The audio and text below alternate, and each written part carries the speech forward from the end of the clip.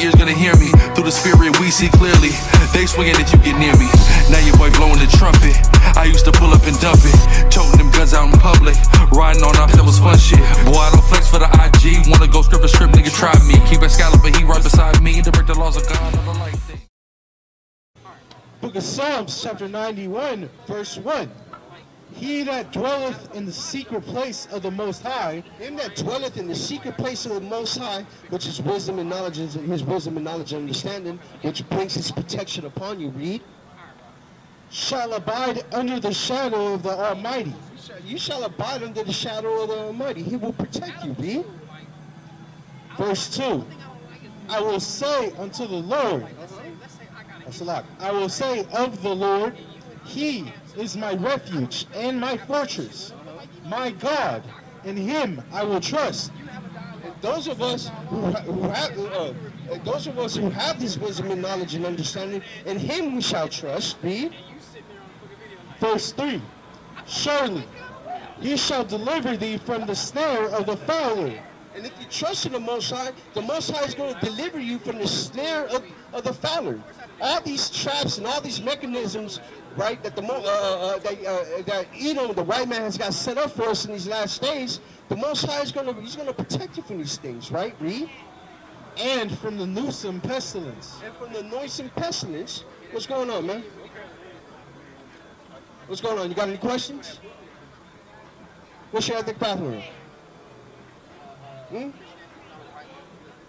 What happened? What's your ethnic background? What's your ethnic background?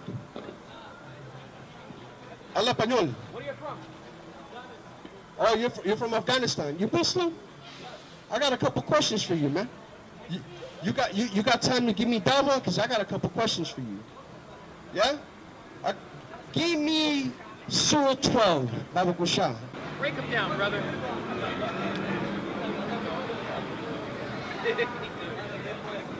Surah 12. So we're going to read a surah, right? Surah 12, okay? You know the surah Yosef, right? Okay. Start at verse 12. Read. Start at 6. It says, and thus your Lord will choose you and will teach you the interpretation of events. So this is Joseph when he had that dream, remember? Joseph had a dream that his brothers were going to do obedience in front of him, right? Read. And will complete his blessing upon you and upon the family of Jacob. So he said, first of all, he said, don't tell your brothers about this dream, right? Right, keep reading. As he has completed it before upon your forefathers, Abraham and Isaac. Because he said, Allah is going to give you the interpretation about this dream that you have. Keep reading. Your Lord is knowing and wise. Go to verse 20. Verse 20. Ayat 20. Read.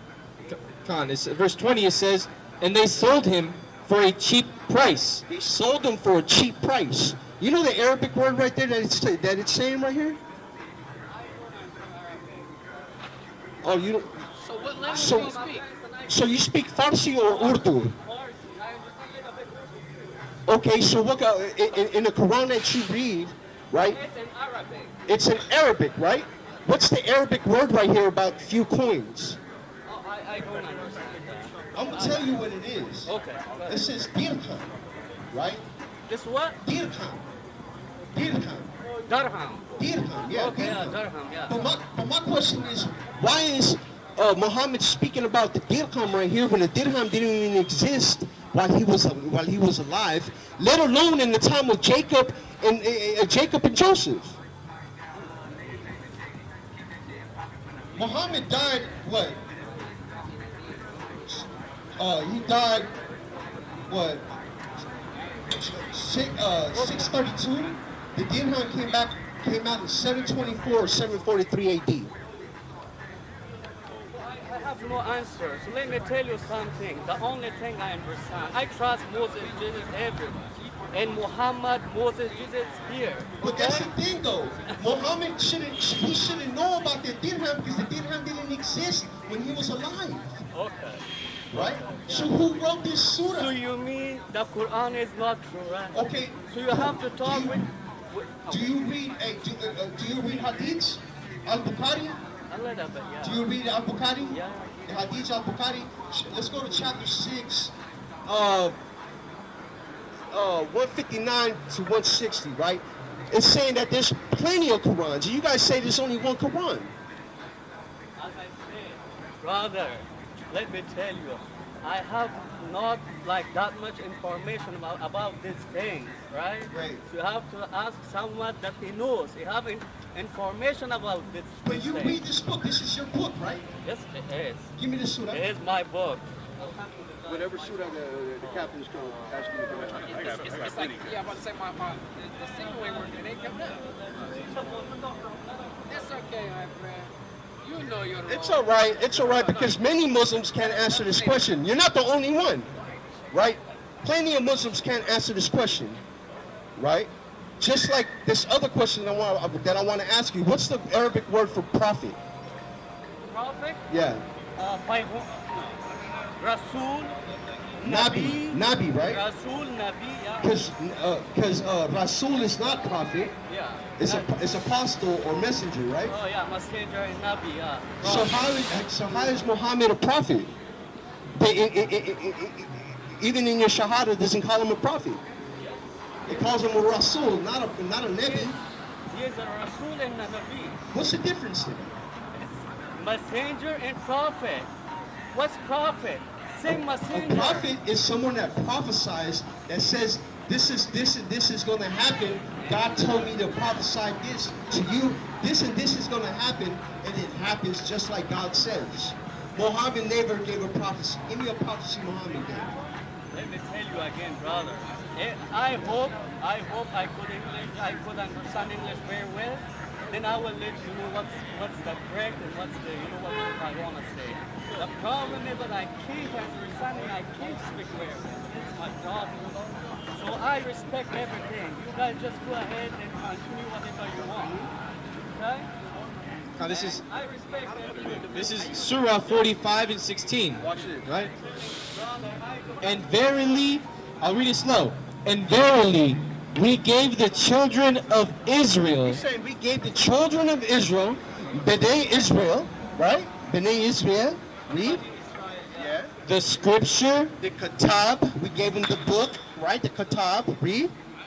and the commandments Uh-huh. and the prophethood. And the prophethood, the Nabuah, not Nebi.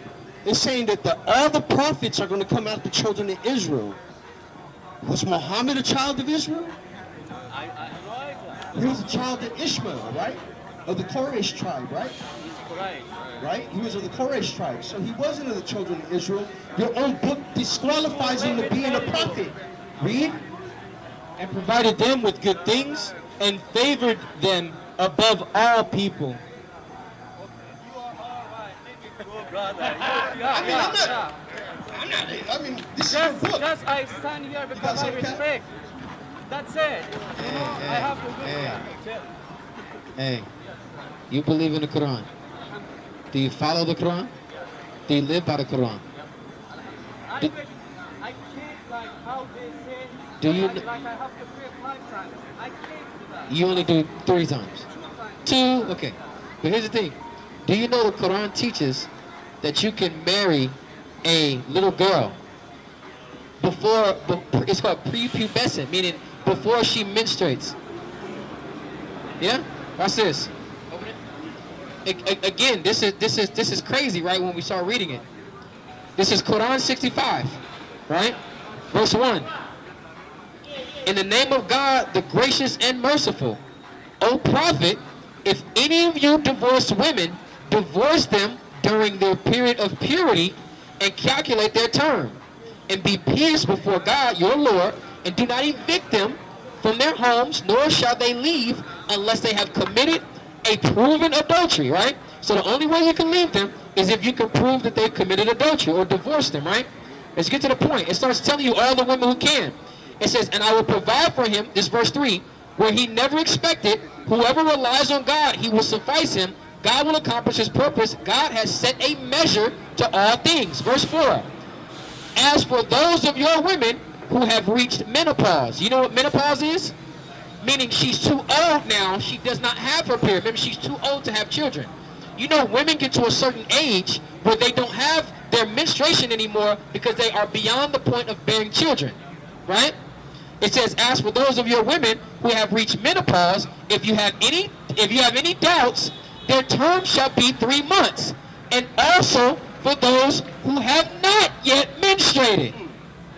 It says you can divorce a woman who have not yet menstruated, meaning you were married to her already, and therefore you can now divorce her. Why is the Quran telling us we can have sex or marry women that have not yet menstruated?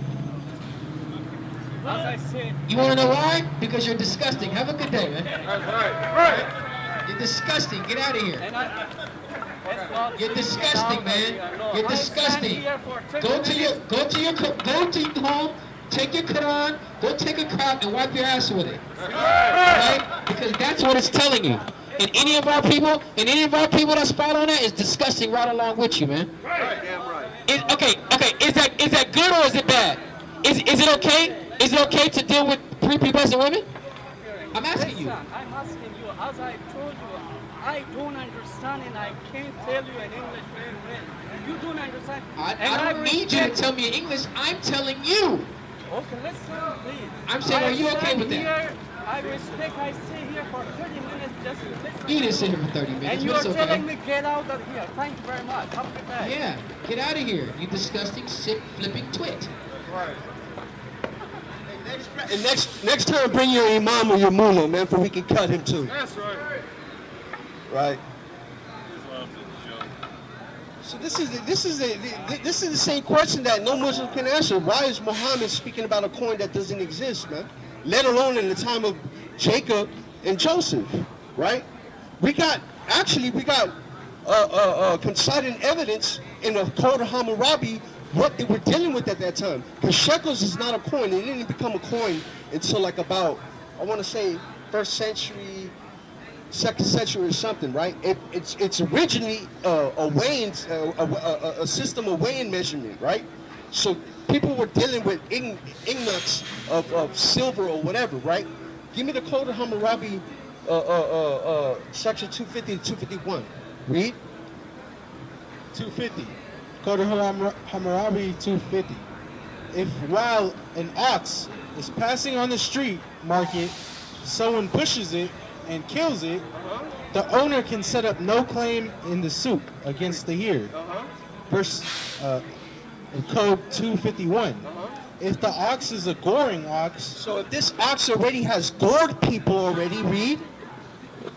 and it is shown that he is a gorer, he does not bind his horns And if the owner doesn't bind his horns, read. or fasten the ox up, Or tie up his ox, read.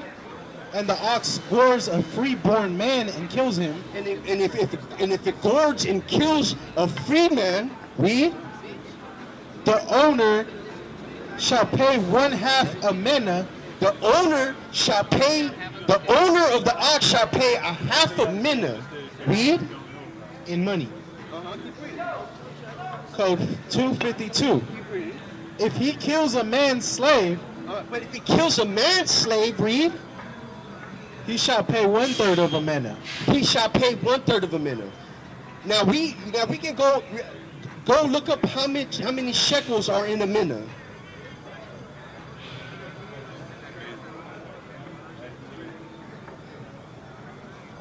So 1/3 of a mina goes if that ox was to kill a slave, right?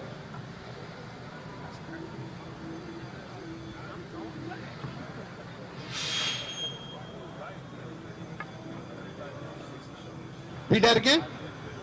The mina, The mina, read. a unit of weight, which was divided into 60 shekels. Into 60 shekels. So if that ox was to kill a slave, that man, the owner of the ox, was to pay 1/3 of a mina, which is 20 shekels. And guess what? That's how much Joseph was sold for to slavery to the Egyptians, man. So this is coinciding evidence of how much a slave was worth at that time, right? So this is how we know that Joseph was sold for shekels, man, not for dirham.